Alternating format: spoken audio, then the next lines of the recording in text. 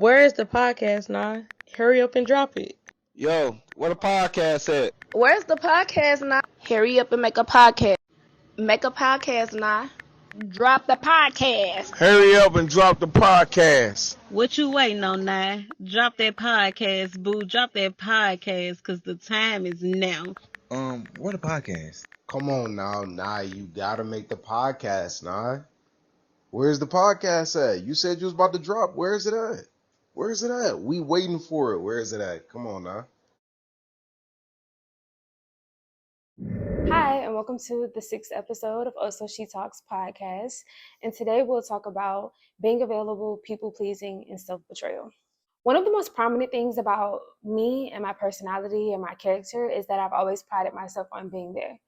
I'm always usually the first to show up, quick to respond. I usually don't really miss a call, miss a message. I'm always present. I always thought that was a good quality to have. But recently, I realized that it may not be as good as it seems. When you're overly available, you lose value in the eyes of others. It's kind of like how we never value breathing clearly until we're sick and our nose is stuffed up and we can't breathe.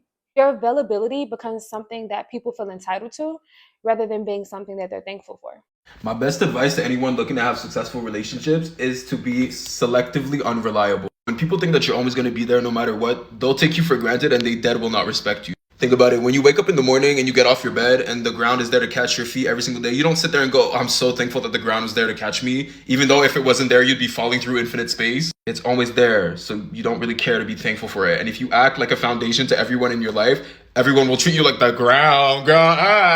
Through journaling, meditation, and self-reflection, I realized that my need to constantly show up and be there for others is rooted in childhood. When I was younger, I grew up in a kind of chaotic family where my siblings always had a lot going on, whether it was school things, personal things, just all in general, wilding out, and I was a very calm kid. Because of this, I was often left to deal with a lot of things on my own, and I became very self-sufficient, but I also became a really good listener, really good at being there for people, really good at staying calm in the chaos.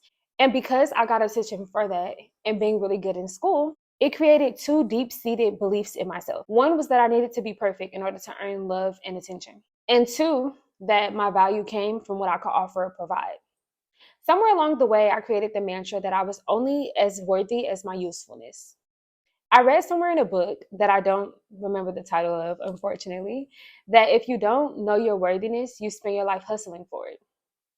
That's exactly what I've been doing. Hustling for my worth through people pleasing and ultimately betraying myself. When you hustle for worthiness, you end up overcompensating. You overshow up and overgive to people that don't deserve it. This creates a dangerous dynamic where you attract people that only like you for your availability. You're no longer useful or important the moment that you're unavailable because you start to realize that that's all that they liked you for. You lost that value along the way by constantly giving it. If you ever notice in family and friendship dynamics, the person that shows up the least is embraced the most when they finally show up versus the person that's always there. They never get to live down the one time that they're absent. This taught me a very important fact that when you encounter people and they don't have somebody, and this doesn't relate to every single social dynamic and situations, but a lot of times when you encounter people, some people don't have anyone because they simply don't deserve anyone. And by always trying to show up and be there and always be available, you throw off the karmic balance of the universe. And ultimately, by priding ourselves on always being the only one to show up, we foster disrespect. This made me realize that by being overly available, we breed self-betrayal. Self-betrayal happens when you ignore your own needs, values, or intuition to meet the needs of others.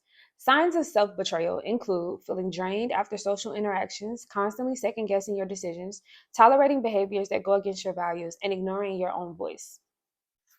To break free from self-betrayal and people-pleasing, you have to take back control of your time and energy. And here's how. Number one, get comfortable with telling people no. Sometimes it's very hard when you feel like you have obligations or you want to live up to a certain standard or you don't want to let somebody down. But I look at it as getting comfortable to telling people fuck no and to figure it out themselves.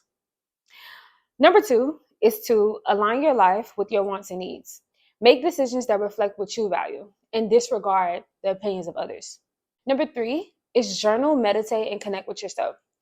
These things help you connect with your inner voice. And number four is let go of guilt. Let go of the guilt of not showing up because every time you go against yourself, you pay for it.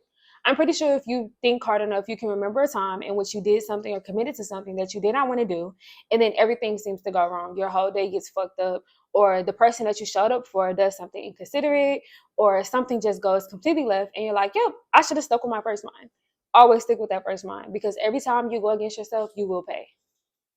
The thing about it is, people pleasing and self-betrayal goes hand in hand. People pleasing looks like difficulty saying no, feeling responsible for others' emotions or assumptions about you, and fear of disappointing people. These behaviors foster relationships that are built on obligation rather than mutual respect and understanding. To overcome this, you should focus on building relationships where your needs are just as important. Allow people to deal with their own shit. Avoid justifying your actions and the pressure to compromise. And before saying yes, think about, am I doing this because I want to or because I feel obligated?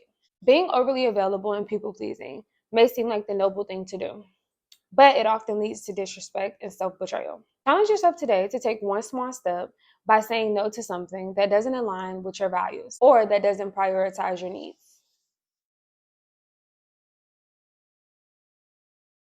I'm kind of on a time crunch. Like, I don't know what's wrong with me, but I really decided that I could film, edit, and release all in less than 24 hours. So we're going to put it to the test, y'all, because I plan on dropping this video tomorrow. In my defense, I had a lot of reading to do for school, a lot of homework. I had a busy week at work. So be easy on your girl.